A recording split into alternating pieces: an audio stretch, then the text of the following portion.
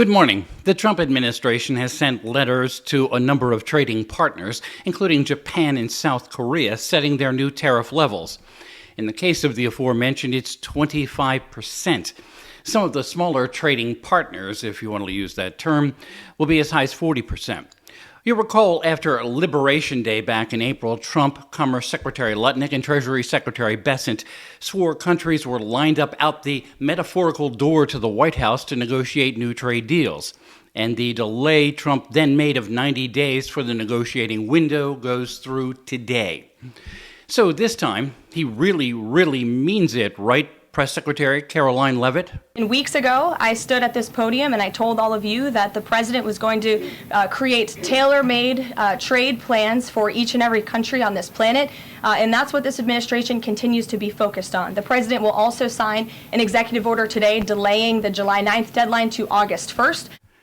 Anyway, the new tariff level threats roller coaster sent Wall Street down yesterday. Today may bring a bounce back from the so-called taco trade.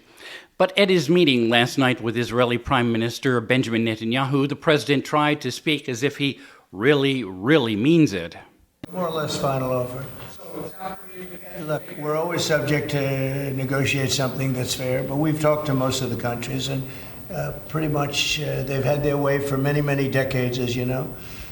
And it was time that we just wanted fairness. This is not really equitable from our standpoint because it's just a small token by comparison to the damage that's been done over the years.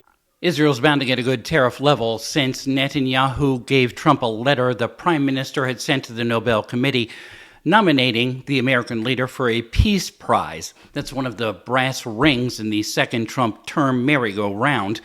But the would-be great peacemaker who swore on the campaign trail he'd bring Vladimir Putin to the bargaining table in a day admitted last night that is not so.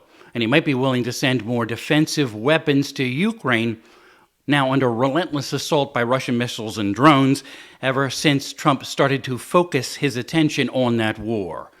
With ear on the White House, I'm Bob Costantini.